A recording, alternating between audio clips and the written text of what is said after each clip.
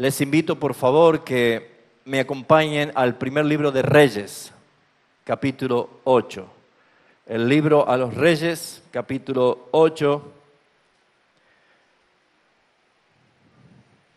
Esta palabra el jueves pasado, en el día de oración, había tomado lectura, pero el Señor permitió profundizar para una exposición bíblica, y específicamente para hoy. Esta es, el capítulo 8, es la dedicación del templo. Aquel templo a quien David, el rey David, dijo: no es bueno que yo tenga mi casa y el arca de Jehová está en una tienda. Le voy a edificar una casa para Jehová. Y el Señor le dijo: tú no lo harás porque eres hombre de guerra y has manchado tus manos con sangre. Y es Salomón el que recibió la dirección del Señor de edificar la casa.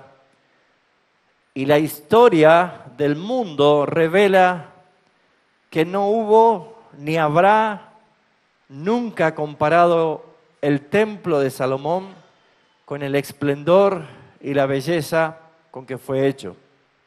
La historia del pueblo de Israel, y especialmente en la monarquía salomónica, muestra de que incluso venían reyes de otras naciones para ver la gloria de ese templo.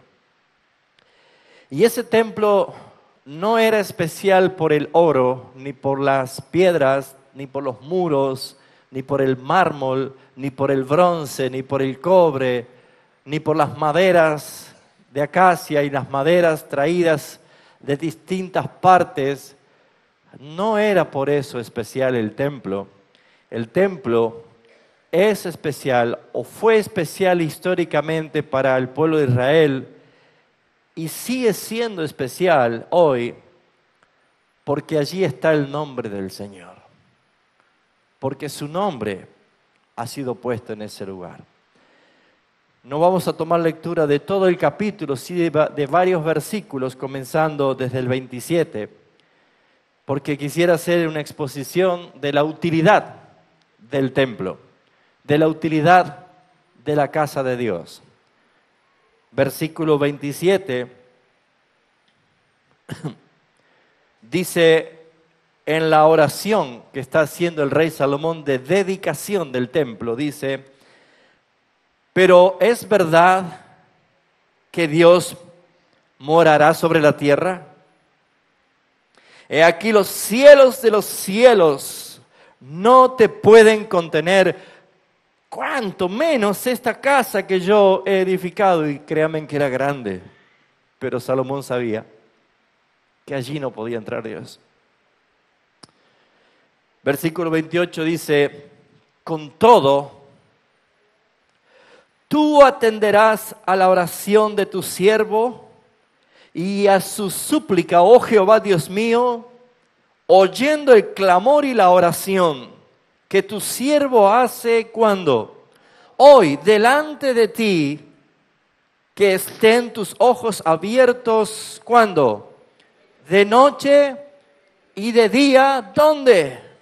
Sobre esta casa, sobre este lugar del cual me has dicho, ¿qué dijo Dios? Mi nombre estará allí, y oigas la oración de tu siervo que haga en este lugar. En su oración, Salomón comienza a decir esto: oye pues la oración de tu siervo, ¿y de quién más? Y de tu pueblo Israel, cuando oren en este lugar. Digan conmigo: en este lugar.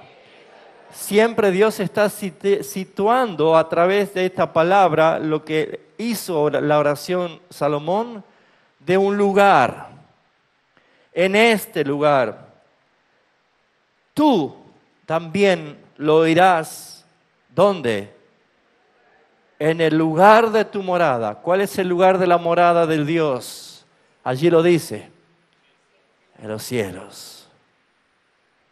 ¿No es muy lejos? ¿No podría haber sido un poco más cerca? ¿Un país más cercano, una provincia más cercana? ¿Tiene que ser desde aquí hasta la morada del Señor a los cielos?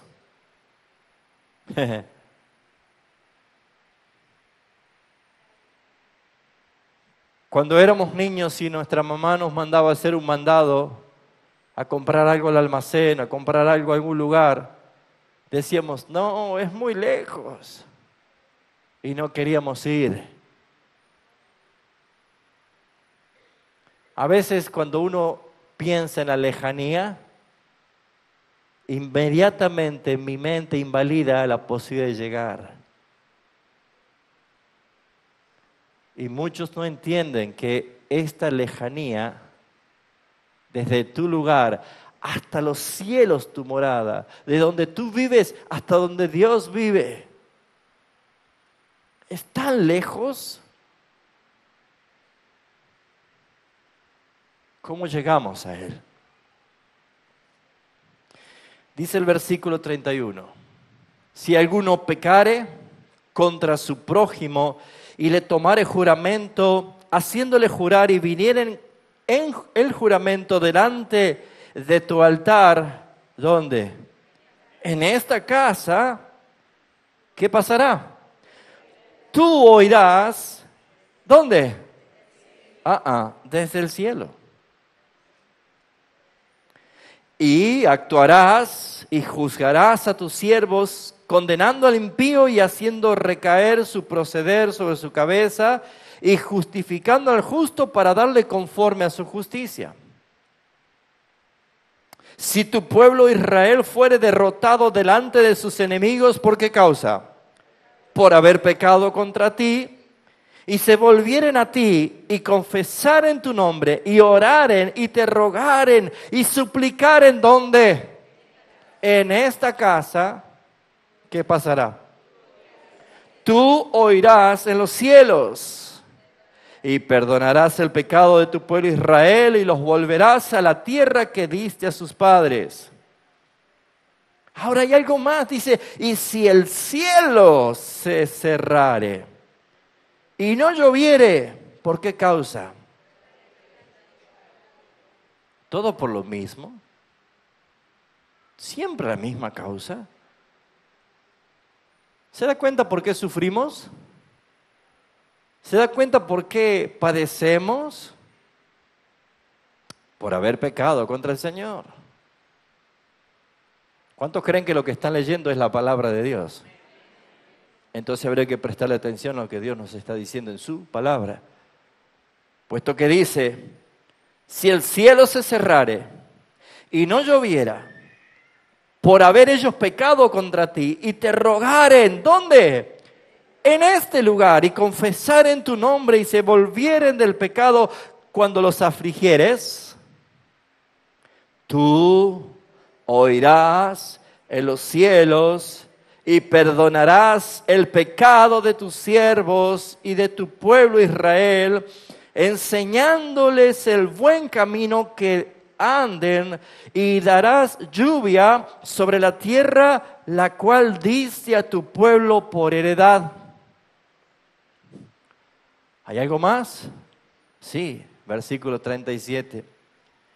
Si en la tierra hubiere hambre, pestilencia, tizoncillo, sañublo, langosta o pulgón, y si sus enemigos los sitiaren en la tierra en donde habiten, y cualquier plaga o enfermedad que sea, toda oración y toda súplica que hiciere cualquier hombre o todo el pueblo de Israel, cuando cualquiera sintiere la plaga, ¿en dónde? En su corazón, y extendiese sus manos hacia dónde? A esta casa. Claro, no puede venir a la casa porque está enfermo, porque está sitiado, no puede salir. Las circunstancias hacen de que no pueda ir, pero por lo menos dice, si oraren extendiendo sus manos hacia un lugar. 39. Tú ¿quién dijo que Dios no escuche tu oración? ¿Por qué crees que Dios no te oye? Tú oirás en el cielo, en el lugar de tu morada, y perdonarás y actuarás, y darás a cada uno conforme a sus caminos, cuyo corazón tú conoces. Porque solo tú conoces el corazón de todos los hijos de los hombres. ¿Cuántos dicen amén? Usted no conoce el mío. Yo no conozco el suyo. Usted me puede engañar, yo lo puedo engañar si quiero. Pero,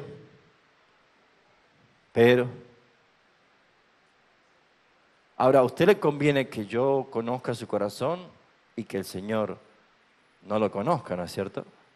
Nos convendría. Pero es al revés.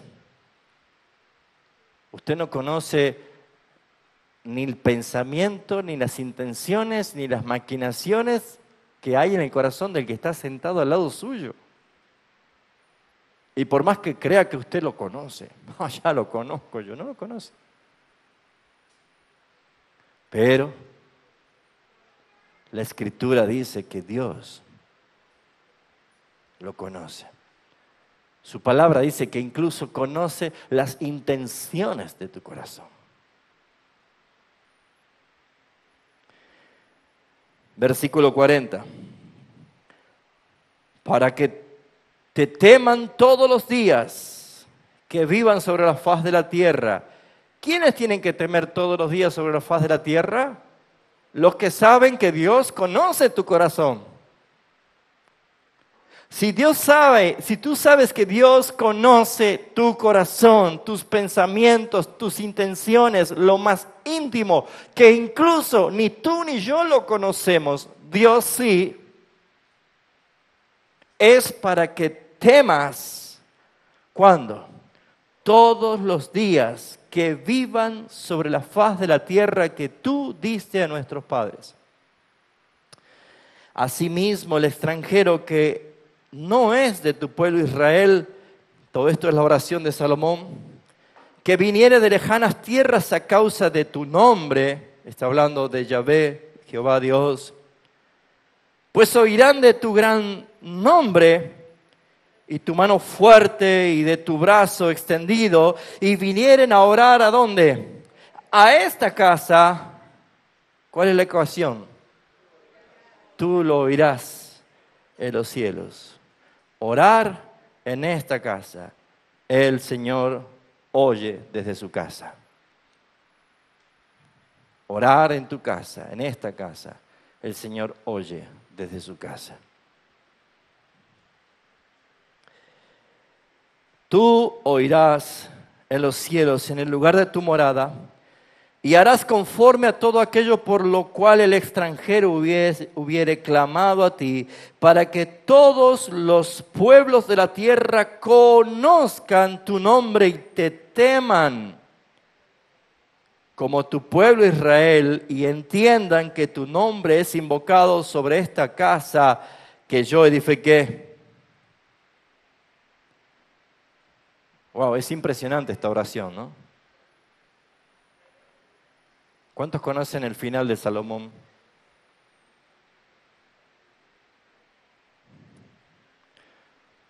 ¿Nada más que ustedes 4 conocen el final de Salomón? Si no, sacaba la palabra bíblica de ahí del cartel. Iglesia bíblica, ame la Biblia. Lea la Biblia. Amén. Versículo 44 dice, si tu pueblo saliera en batalla contra sus enemigos por el camino que tú le mandes y oraren a Jehová con el rostro hacia la ciudad que tú elegiste, hacia la casa que yo edifiqué a tu nombre, tú oirás en los cielos su oración y su súplica y les harás justicia. Uno se pregunta, ¿por qué todas las veces las consecuencias que hay que resolver la colaboración que llegue hasta la casa de Dios, es por causa del pecado. Claro, porque hay algunos que son pecadores.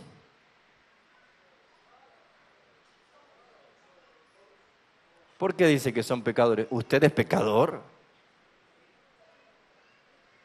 ¿Usted es pecador? ¿Usted? ¿Sí? ¿Vos también? Si pecaren contra ti, dice el versículo 46, porque no hay hombre que no peque, que incluye a las damas, o las damas no pecan. Que no hay hombre que no peque, y estuvieres airados contra ellos, ¿sabe qué provoca el pecado al Dios Santo? Que se enoje. Airado es ira. Muchos dicen, ¿cómo está diciendo que Dios tiene ira? Bueno, ese que le molesta es porque fabricó un Dios imaginario, no el Dios de la Biblia. Uno de los atributos santos de Dios es la ira, porque su ira es santa. Y Dios aborrece justamente porque ama. Y entendiendo este principio, mis hermanos, la Biblia revela por qué causa Dios está airado todos los días contra el pecador. Porque peca. Pero encontramos aquí nosotros de que si estuvieres airado contra ellos por causa del pecado y los entregares delante del enemigo, ¿saben cómo van aquellos que no buscan arrepentirse en oración hasta que llegue a su trono y ser perdonado?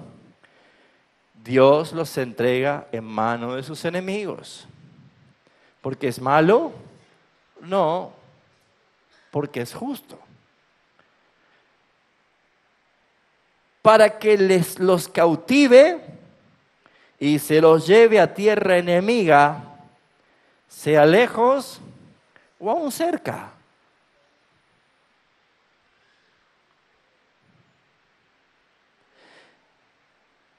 Y ellos volvieren en sí.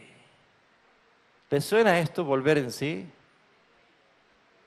¿Quién es uno que volvió en sí? El hijo pródigo. ¿Qué significa volver en sí? Es que estaba ¿cómo? Fuera de sí. El ejemplo más claro no es el pródigo, sino es el rey Nabucodonosor. Que él decía, yo soy el rey de reyes y señor de señores. Yo soy el que hice toda esta gloria y este palacio con mis manos, con mi esfuerzo. Y Dios le mandó un sueñito, ¿se acuerdan? Daniel capítulo 4. Anoten para que lean la historia. Dios le mandó un sueño que lo turbó en gran manera. Y tuvo que venir Daniel con sobrenombre Belsasar para decirle lo que Dios le estaba advirtiendo.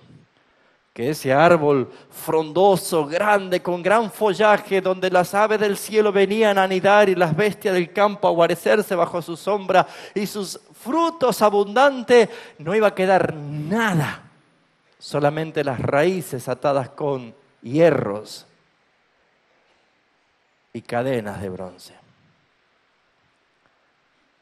Y se cumplió porque dice, pasado 12 meses, sabe que Dios siempre advierte lo que estamos haciendo mal y si no hacemos caso, justamente Él obra. Pasando 12 meses después, dice que el rey estaba floreciente en su palacio y cuando le dijo, a ti se te dice, oh rey, tu hora ha llegado. Y quedó loco, perdió su razón, fue expulsado de su reino, vivió como un animal en el campo. Sus pelos les crecieron, dice, como plumas, sus uñas como garras, comía pasto como un buey, hasta que se cumplió el tiempo establecido por el Señor. Y dice el capítulo 4, que cuando el tiempo se cumplió, mi razón fue devuelta. Y volvió en sí. Y miró a los cielos y bendijo a Jehová. Y reconoció que Él es el único sempiterno, Rey de gloria. Hermanos, si alguien por causa del pecado y por causa de no confesarlo es expulsado por el Señor a tierras lejanas, entregados a sus enemigos, para que sean llevados cautivos a tierra enemiga. Esto es ni más ni menos, no es que van a estar torturados en un calabozo, maltratándolo. No, ¿saben dónde queda esa tierra enemiga? ¿Sabe dónde queda? Afuera de esa puerta, se llama el mundo. Vaya qué sufrimiento que hay en el mundo. Si las cosas más lindas están en el mundo, ¿qué es sufrir en el mundo? Si puedo emborracharme, puedo ver lo que antes no me dejaban ver. Si puedo hacer ahora lo que quiero. Eso es estar fuera de sí. Como aquel hijo que era hijo, pero se fue, vivió perdidamente y malgastó todo lo que tenía y pensó que era el mejor de todos, hasta que volvió en sí y vio su condición y se dio cuenta dónde estaba.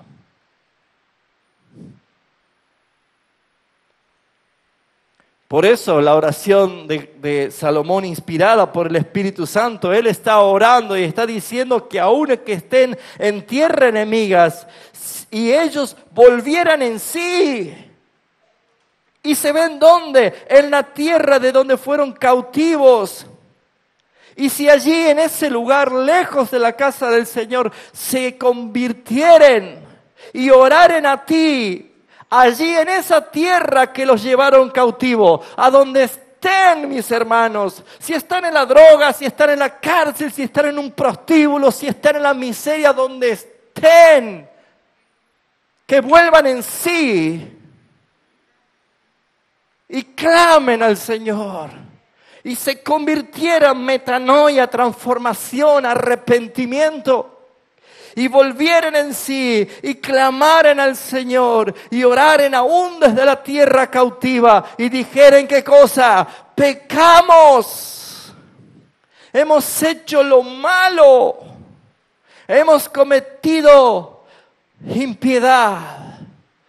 Es la misma frase del hijo pródigo. He pecado contra el cielo y contra ti. Es la misma frase de la oración de David. He pecado ante tus ojos contra ti solo he pecado. Es la misma frase del rey Nabucodonosor reconociendo su pecado. Es la misma frase que tienen todos los que se arrepienten. Pero cuidado, nadie se salva por arrepentirse y por confesar y por sentir dolor y vergüenza por el pecado. Nadie se salva por eso. Porque Judas se arrepintió, porque Judas confesó, porque Judas restituyó las monedas, porque Judas declaró que Jesús era justo, pero él no se salvó, porque en vez de correr a la cruz, corrió a una horca. Nadie se salva por arrepentirse, por confesar. Nos salvamos por gracia divina de nuestro Señor y Salvador Jesucristo, quien es amplio en perdonar. ¿Es bueno confesar? Sí. ¿Es bueno clamar? Sí. Pero la salvación es del Señor, no de nuestra actitud de arrepentimiento. Porque entonces la salvación tendría que ser parte nuestra también.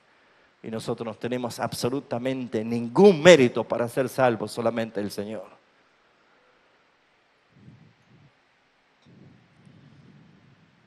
Versículo 48. Y si se convirtieren a ti de todo su corazón y de toda su alma en la tierra de sus enemigos, que los hubieran llevado cautivos, y oraren a ti con el rostro hacia su tierra, que tú diste a sus padres, hacia la ciudad que tú elegiste, a la casa que yo edifiqué tu nombre, ¿qué pasará?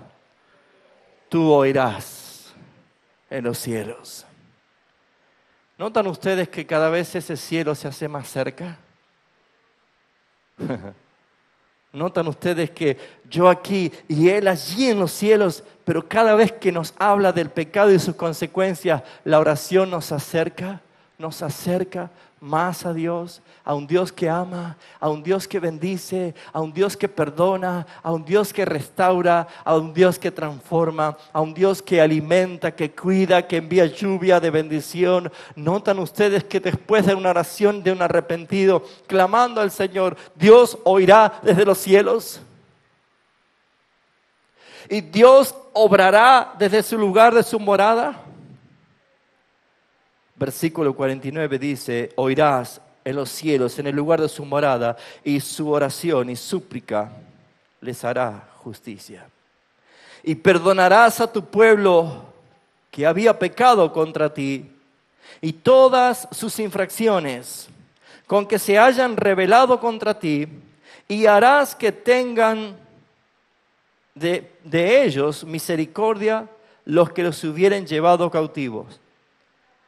Porque ellos son tu pueblo y tu heredad, el cual tú sacaste de Egipto de en medio del horno de hierro. Estén pues atentos tus ojos a la oración de tu siervo, a la plegaria de tu pueblo Israel, para oírnos en todo aquello que te invocare. Porque tú los apartaste para ti como heredad tuya de entre todos los pueblos de la tierra, como lo dijiste en medio de Moisés tu siervo, cuando sacaste a nuestros padres de Egipto, oh Señor Jehová. Cuando acabó Salomón de hacer a Jehová toda esta oración y súplica, el rey más poderoso de aquel mundo antiguo, el rey más poderoso de aquella monarquía de Israel, se levantó de estar como el rey más poderoso del mundo estaba arrodillado para orar.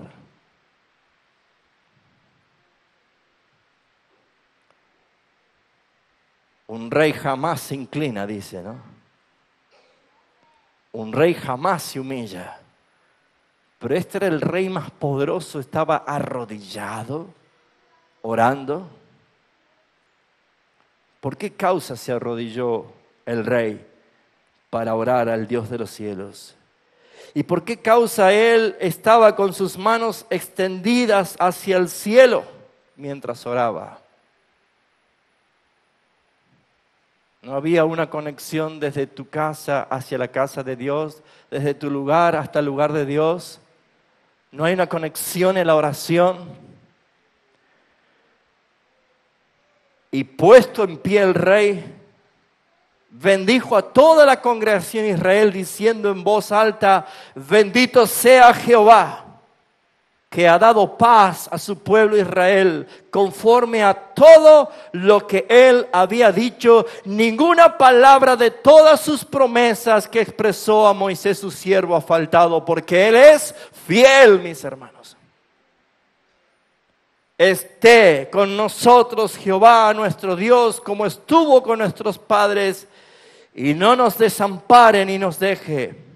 Incline nuestro corazón hacia Él para que andemos en todos sus caminos y guardemos sus mandamientos y sus estatutos y sus decretos, los cuales mandó nuestros padres.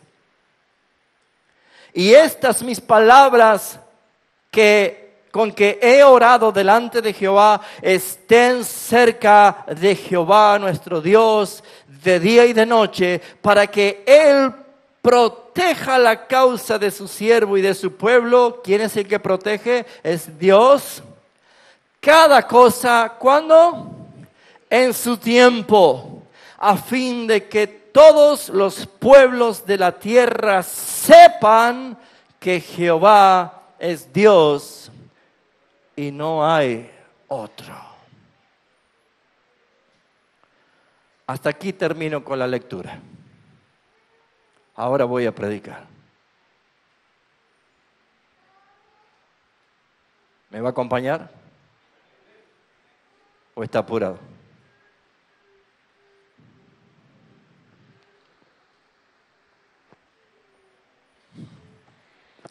Solamente quiero resaltar algunos principios que la Escritura nos quiere decir a nosotros.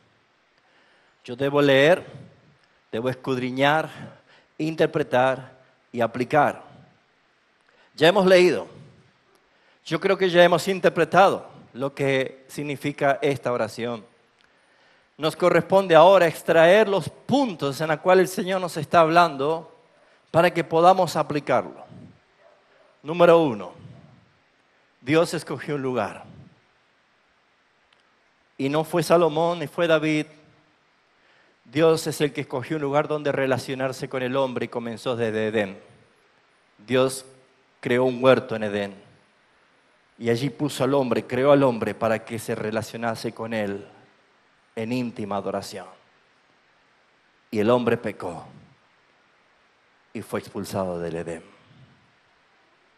El hombre errante en su pecado, Dios volvió a escoger otro lugar donde tener salvación, es el arca. Y el arca es el lugar donde solamente 8 personas pudieron salvarse por obediencia a Dios y el testimonio de un pregonero de justicia que era Noé. Pero apenas llegó el arca a un lugar y bajaron, el pecado volvió otra vez a manifestarse. Dios es el que escogió el lugar donde Él quería tener un pueblo. Y ese lugar fue sacar a un hombre de Ur de los caldeos y llevarlo a un monte donde allí hizo pacto con Abraham y le dijo: en ti serán benditas las naciones, en ti habrá un pueblo santo. Y lo llevó al lugar, Canaán. Abraham estuvo en Canaán. Pero conocemos todo lo que pasó después. Conocemos cómo el pueblo quedó después de 400 años cautivo en Egipto. Y el lugar Egipto no era el lugar donde Dios quería estar con ellos. Siempre fue Canaán, la tierra prometida, el lugar donde Dios quería estar. Allí transicionaron. Allí Dios envió a un libertador como Moisés. Y allí en el desierto Dios le dice a Moisés: yo quiero estar con mi pueblo. Hazte un tabernáculo. Y le dio todas las direcciones del diseño que tenía que hacer del tabernáculo. Cosas detallistas, cada cosa, hasta el hilo de bordado de la vestidura sacerdotal. Todo lo dio el Señor como un diseño. Tal es así que le dijo Dios a Moisés: te advierto, Moisés, que hagas todo conforme a lo que se te ha mostrado en el monte. Que no inventes nada, que no agregues nada, que no opines nada. El diseñador soy yo el que quiero hacer las cosas, tú solamente obedece. Y Dios le dio los diseños de cada cosa allí en el monte para que se estableciese por primera vez una tienda, una carpa, un tabernáculo. Y Dios estaba allí con ellos. Luego el Señor, a través de esta historia en el desierto, hizo llegar al pueblo a la tierra prometida, hasta que sintió David en su corazón que él debía tener una casa, un templo. Y a todo esto llegó el momento en que Dios le dijo a David: tú no lo harás tu hijo. Y es Salomón quien edifica este templo. ¿Qué hacemos nosotros que estamos a tantos kilómetros de ni siquiera un templo, unas ruinas que ni siquiera es la de Salomón? ¿Será que tenemos que ir a Jerusalén a orar? ¿Será que tenemos que llevar nuestros pedidos de oración en papelito a Jerusalén, a la ciudad santa? ¿O habrá otra ciudad santa? ¿O habrá otra nación santa? ¿O habrá un verdadero pueblo elegido por Dios? ¿O habrá el verdadero espiritual, el Israel espiritual de Dios? ¿Será que esas ruinas son las que me representan? ¿Será que tenemos que orar a ver dónde quedará Jerusalén? ¿Para allá? Vamos, hermanos, vamos a orar para Jerusalén apuntando nuestras manos. Ese lugar donde está su nombre. Ese lugar al cual Salomón dijo, los cielos de los cielos no te pueden contener. Yo he edificado una casa, ni siquiera aquí puedes estar, al menos, por lo menos tus ojos que estén allí. Pero ¿qué le dijo el Señor? No, allí estará mi nombre. Esa casa es la misma casa que después se refirió Jesús en Juan capítulo 2.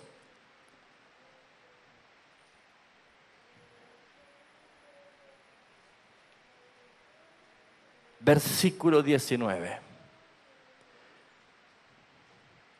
El templo de Salomón fue destruido y luego fue reconstruido, pero ya no con la esplendor y la gloria, pero aún así era importantísimo, el más grande y el más bello que habían hecho después otros templos más.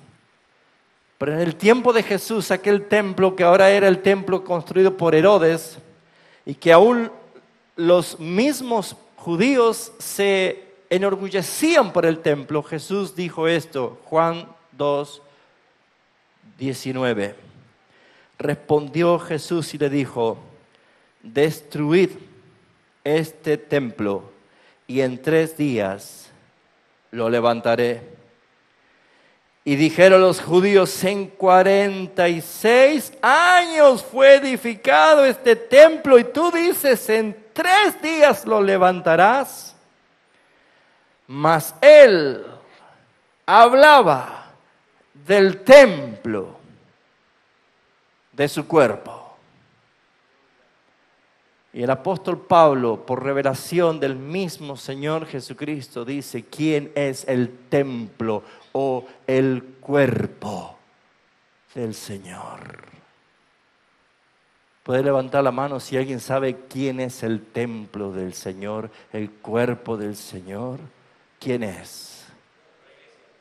La iglesia. Y Pablo en su revelación y en su sabiduría lo dijo perfecto. Vosotros sois el templo. No dijo, vosotros sois los templos. Plural, singular. Plural, singular. Vosotros sois el templo.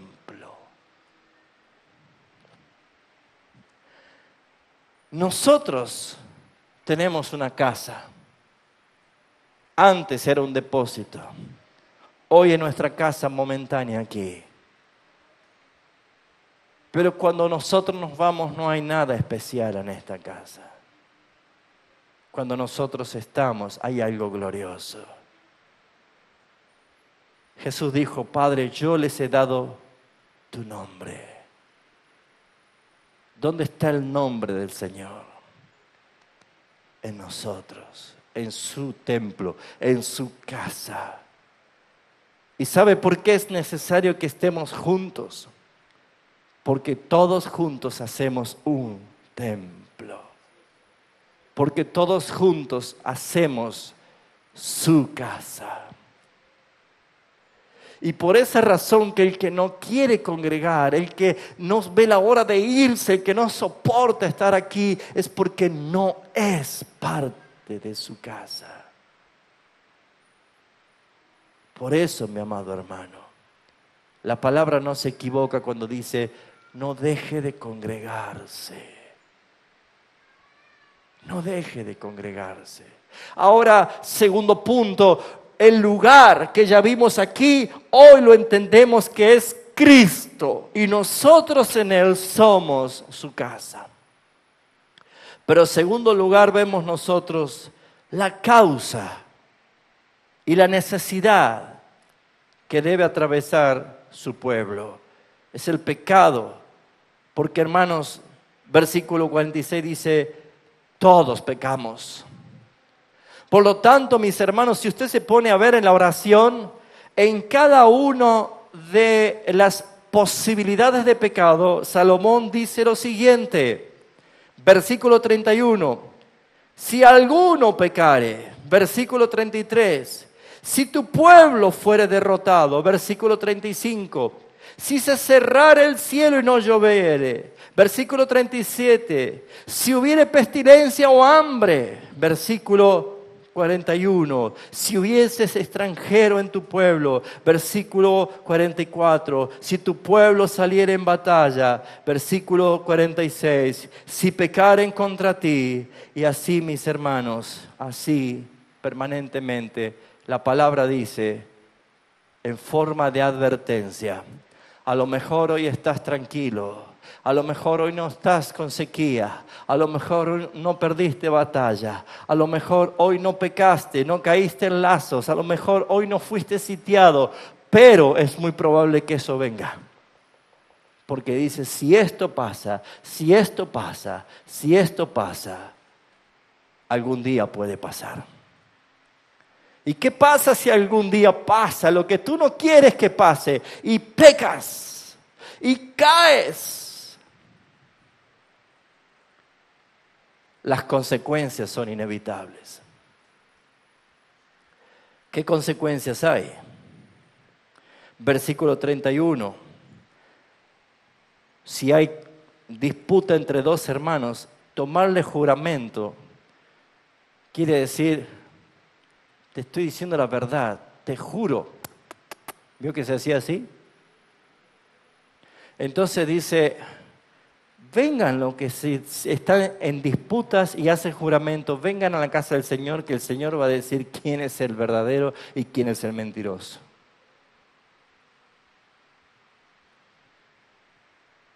Consecuencias como que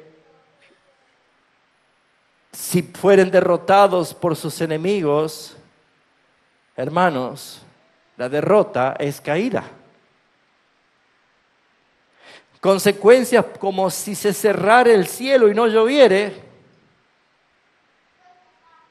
para un pueblo que necesita lluvia, necesita la providencia de Dios, es terrible.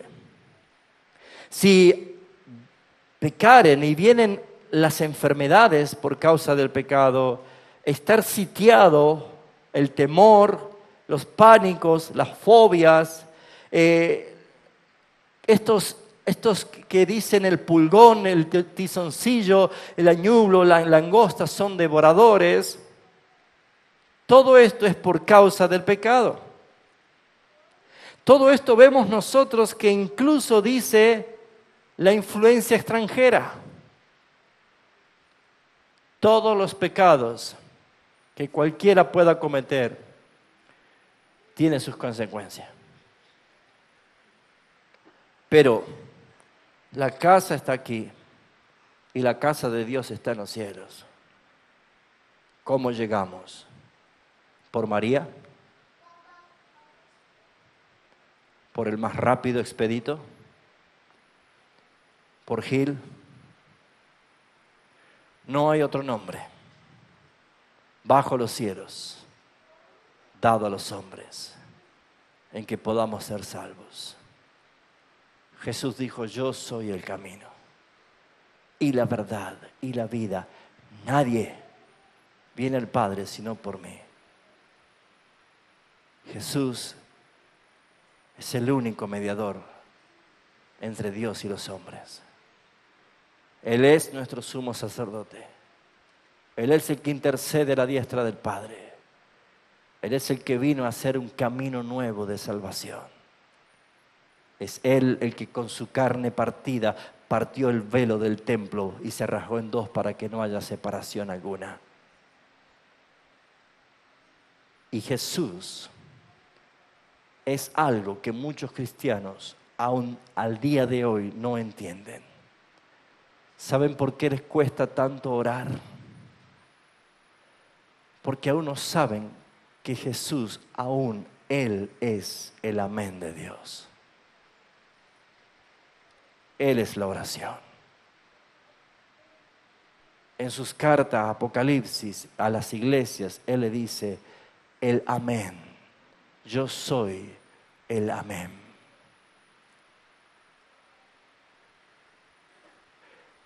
Cada vez que nosotros pecamos, cada vez que estamos pagando las consecuencias del pecado, si oraren, no hay distancias. No hay distancia de esta casa a la casa del Señor. Porque la oración es el amén de Dios. Él es Cristo.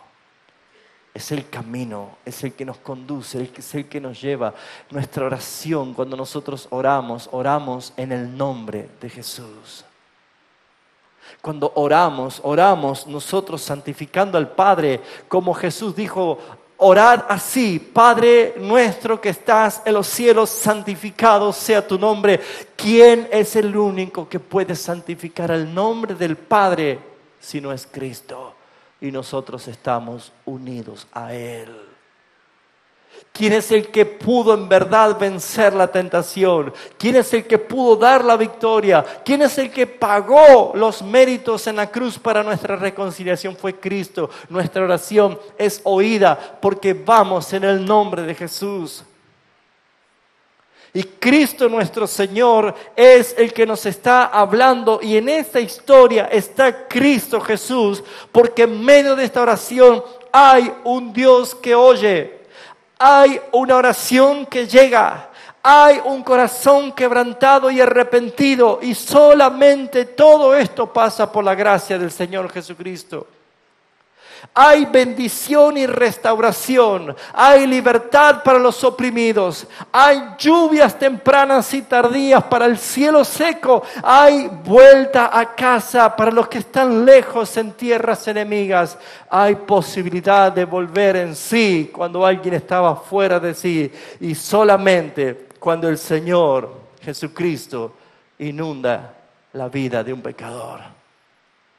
Este es el momento, mis amados hermanos, en que todos nosotros debemos ver que su morada, el cielo, es el lugar santo. Pero, mis hermanos, no es imposible llegar allí si vamos en oración a través del único camino que es Jesucristo. Hebreos nos dice que podemos acercarnos, ¿cómo? Confiadamente al trono de la gracia, para hallar gracia y oportuno socorro. En la morada de los cielos, según el versículo 32, no solo Él oye, sino que también actúa. En el versículo 32 también Él juzga con justicia. En el versículo 34 Él perdona y restaura. El Señor es el que trae lluvia a la tierra seca. En el versículo 36 Él nos habla de que Él nos enseña el buen camino por el que debemos seguir. Es el Señor el que trae la bendición para nuestras vidas. Es el Señor el que hace traer justicia, porque el Señor oye nuestra oración cuando nosotros clamamos, invocamos su santo nombre.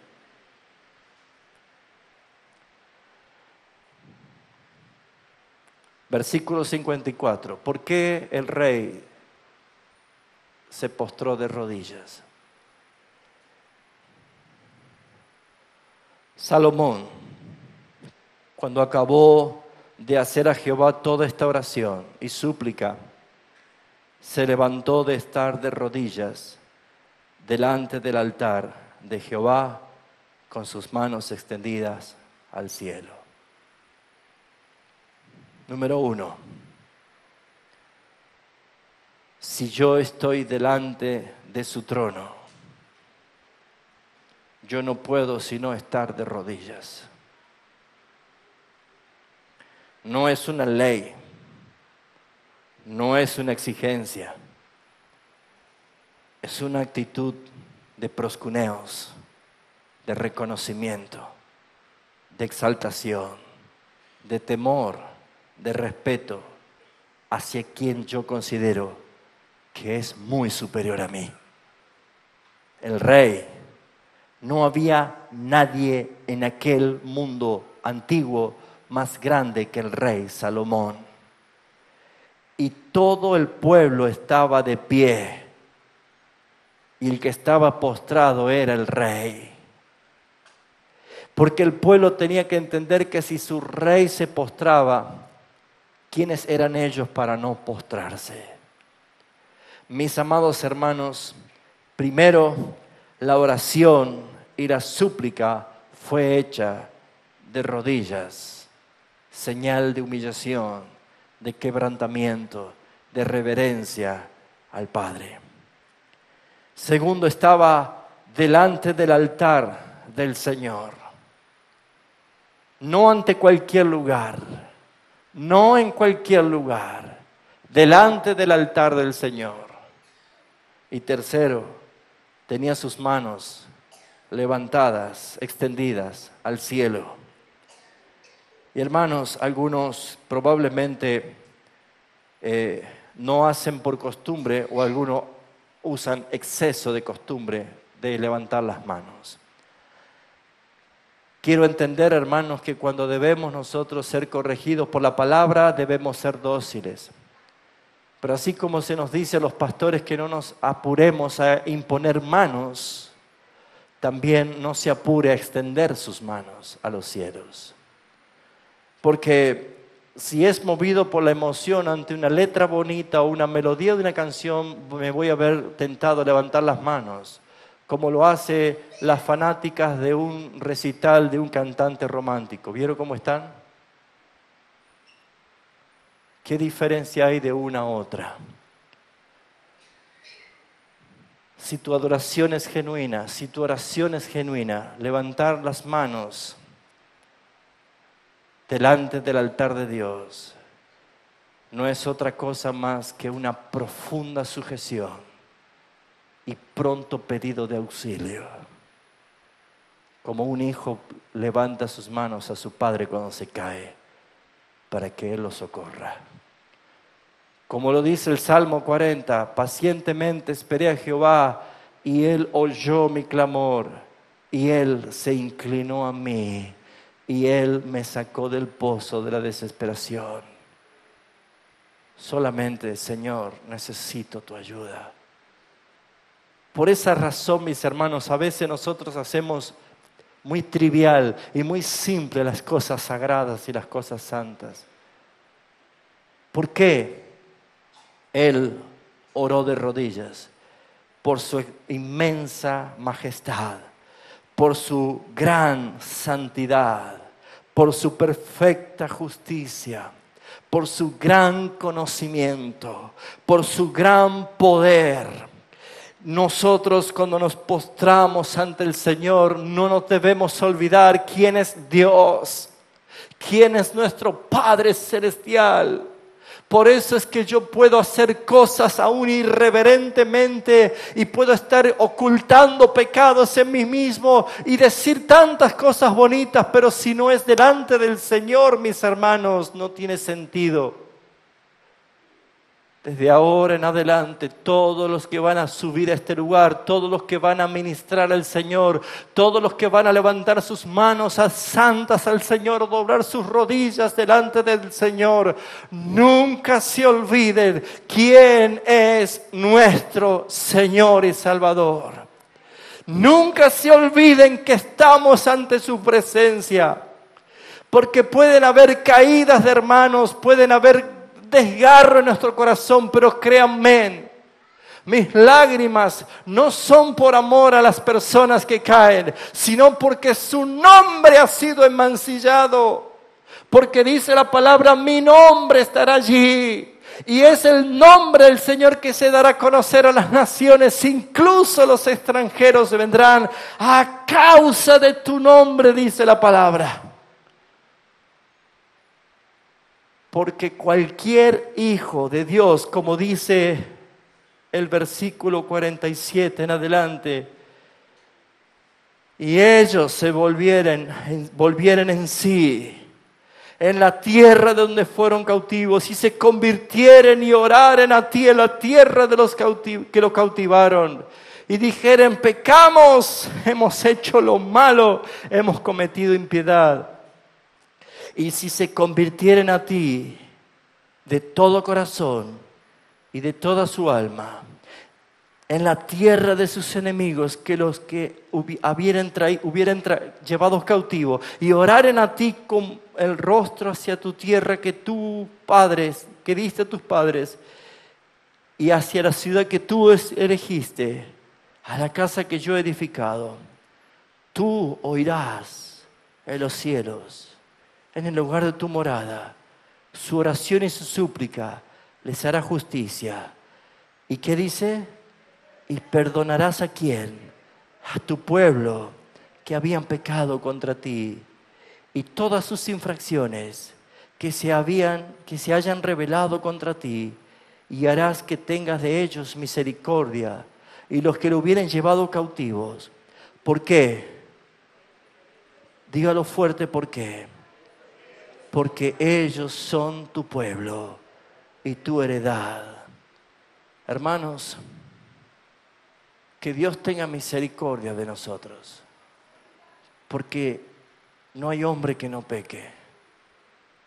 Como dice Pablo en Corintios, que mire que ninguno está exento de caer. Y si alguno cae, y si es hijo de Dios,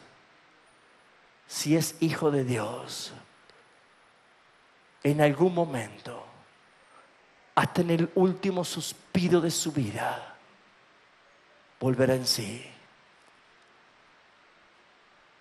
y se convertirá de todo corazón y toda su alma y confesará sus pecados hasta el último momento. Pero los que no son hijos de Dios, a quienes el Padre no los conoce, no volverán. No volverán. No lo veremos más en la gloria. No estarán con nosotros en el reino de Jesucristo. Pero hermanos, no nos pongamos mal por los que caen, porque amaríamos más al hermano que al nombre de nuestro Señor Jesucristo. Nosotros debemos dolernos, llorar con amargura, clamar por perdón, porque no estaríamos juntos, no seríamos una iglesia si no tuviese su nombre, su presencia, su honor, su dignidad en este lugar.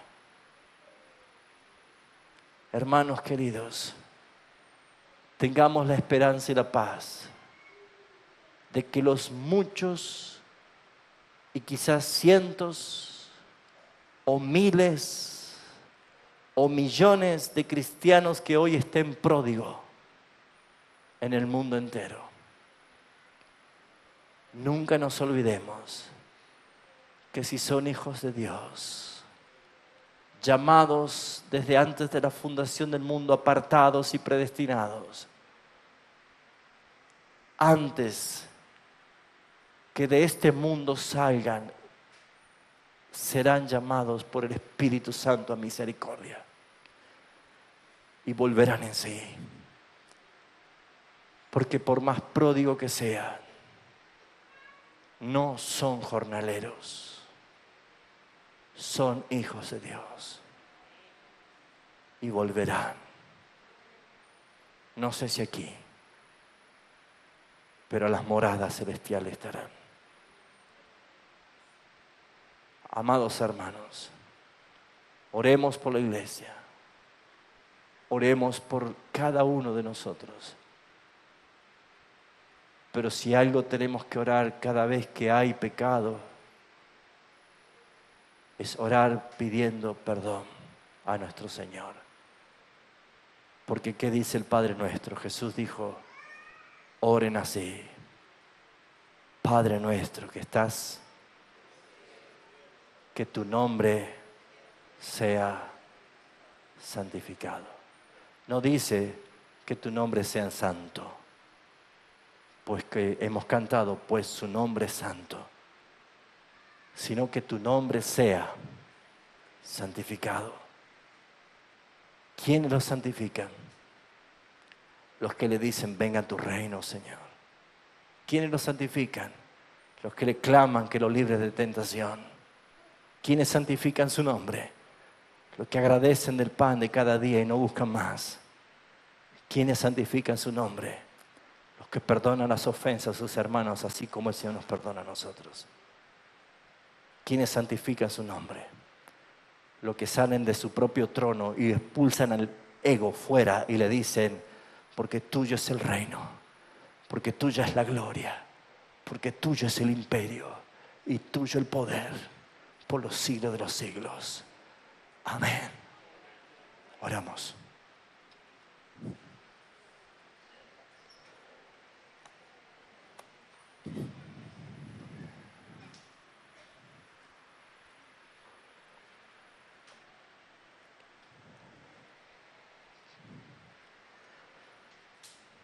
Padre,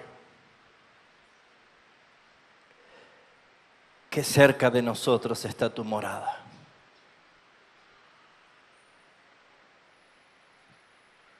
Porque como dice tu palabra en Colosenses 1, Cristo reconcilió los cielos y la tierra. El cielo ha descendido a la tierra y ha reunido a los pecadores arrepentidos para ser tu pueblo. Y ya no hay distancia, ya no hay abismo, ya no hay separación por la obra de Cristo en nosotros. Padre, gracias por oírnos siempre. Tú oyes desde tu santa morada. Y Señor, este es el lugar que aquí como iglesia local tú nos reúnes. Así que aquí vamos a orar juntos, todos, siempre.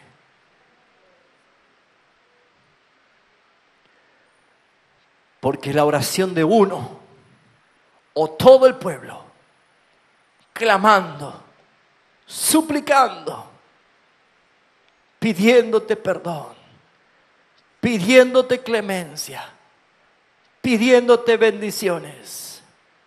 Señor, tu palabra ya nos confirmó que tú oyes, que tú perdonas, que tú bendices, restauras, levantas, fortaleces, libertas. Tú eres nuestro amado Dios. En esta mañana, todos juntos queremos santificar tu nombre. Limpiar tu nombre como el testimonio a todos los que no te conocen. Padre, glorifícate.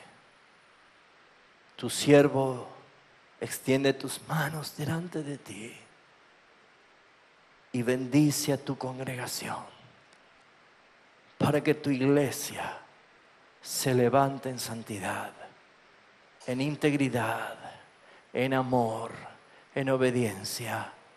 Señor, que la obra de tu Espíritu Santo bendiga a cada uno de los que están aquí presentes. Bendícelos, Padre, y ayúdanos a guardar tu palabra, tus mandamientos, tus estatutos, tus decretos. Y tu palabra es Cristo. Si le obedecemos a Él, pues entonces te amamos a ti. Gracias, Padre Celestial, porque tú restauras nuestras vidas. Y si aquí, Señor, hay presente alguno que aún no te conoce, o que está enojado, o que está confundido, perturbado, herido, Señor, tú estás aquí. Señor, por piedad y clemencia te pido, dale el arrepentimiento. Hazlos volver en sí. Que tu palabra resuene en su corazón. ¿A quién iremos? ¿A quién iremos?